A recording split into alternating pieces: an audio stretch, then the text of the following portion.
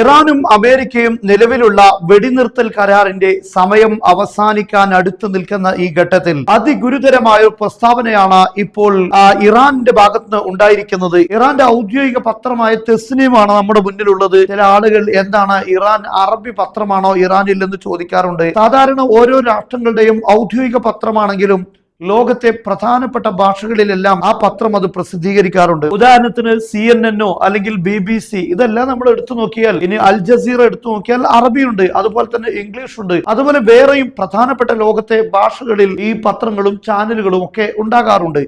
അതുപോലെ BBCയും CNN എല്ലാം അറബിയിലും അതുപോലെ ഇംഗ്ലീഷിലും എല്ലാം ഉണ്ട്. എന്ന പോലെ ഇറാന്റെ ഈ ചാനലും അറബിയിലും അതുപോലെ തന്നെ പേർഷ്യൻ ഭാഷയിലും അതുപോലെ ഇംഗ്ലീഷിലും എല്ലാം നമുക്ക് ലഭിക്കും. ഈ വാർത്തയിൽ പ്രധാനമായി പറയുന്നു إيران مستعدة بالكامل لاحتمال تجدد الحرب وقد أعدت مفاجآت جديدة للجولة المحتملة من القتال. വെടിനിർത്തൽ കരാറിനോട് അടുത്ത് നിൽക്കുന്ന ഈ ഘട്ടത്തിൽ ഇറാൻ പൂർണ്ണമായും തയ്യാറെടുപ്പിലാണ് നിലകൊള്ളുന്നത്. മാത്രമല്ല ശത്രുക്കൾക്ക് ചില പ്രതീക്ഷിക്കാത്ത പ്രതികരണങ്ങളും ഞങ്ങൾ തയ്യാർ ചെയ്തു വെച്ചിരിക്കുന്നു. بناء على ذلك فإن إيران مستعدة لخلق جحيم آخر للأمريكيين والإسرائيليين منذ الثانية الأولى لاندلاع أي حرب മുഹ്തമില.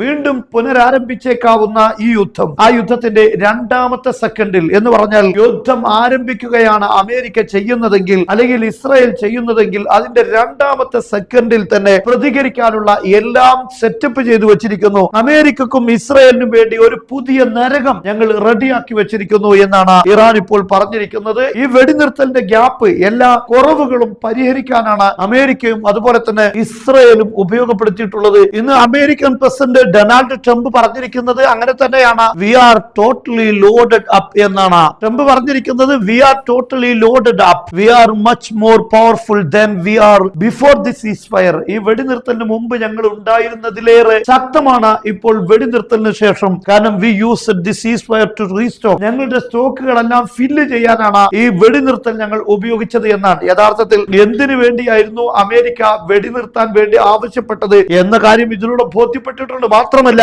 ഈ വെടിനിർത്തലിലൂടെ റീഫില്ല് ചെയ്യേണ്ട, റീസ്റ്റോക്ക് ചെയ്യേണ്ട ഒരു സാഹചര്യത്തിലേക്ക് അമേരിക്ക എത്തിയിരുന്നു എന്ന് ഇതിലൂടെ നമുക്ക് മനസ്സിലാക്കാൻ സാധിക്കും. എന്നിട്ട് അമേരിക്കൻ പ്രസിഡന്റ് പറയുന്നത് and they have probably done A little restocking. എന്നാൽ അവരും ഇറാനും ഒരുപക്ഷെ കുറഞ്ഞ റീസ്റ്റോക്ക് അവരും ചെയ്തിട്ടുണ്ടാവും, പക്ഷെ ഞങ്ങൾ കൂടുതൽ ലോഡ് ചെയ്തിരിക്കുന്നു എന്നാണ് ട്രംപ് പറഞ്ഞിരിക്കുന്നത്. ട്രംപിന്റെ ഭാഷ അങ്ങനെയാണല്ലോ. കാരണം ഞങ്ങളെല്ലാം ചെയ്തിരിക്കുന്നു, മറ്റുള്ളവർക്കൊന്നുമില്ല എന്നൊക്കെയാണ് സാധാരണ പറയാറുള്ളത്. ഇറാന്റെ എല്ലാം തകർത്തിരിക്കുന്നു, തരിപ്പണമാക്കിയിരിക്കുന്നു, ഇപ്പോൾ ഇറാൻ തന്നെ ഇല്ല എന്നൊക്കെ വേണമെങ്കിൽ അദ്ദേഹം പത്രക്കാരുടെ മുന്നിൽ അടിച്ചുവിടാൻ സാധ്യതയുണ്ട്.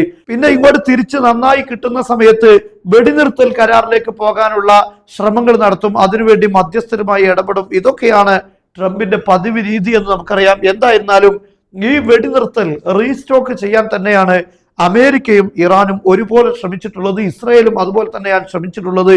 എല്ലാ പ്രശ്നങ്ങളും പരിഹരിക്കാനാണ് പ്രധാനമായും അവര് ശ്രമിച്ചിട്ടുള്ളത്. എന്നാൽ ഇറാനും അതേ രൂപത്തിൽ തന്നെയാണ് കാര്യങ്ങൾ നീക്കിയിട്ടുള്ളത്.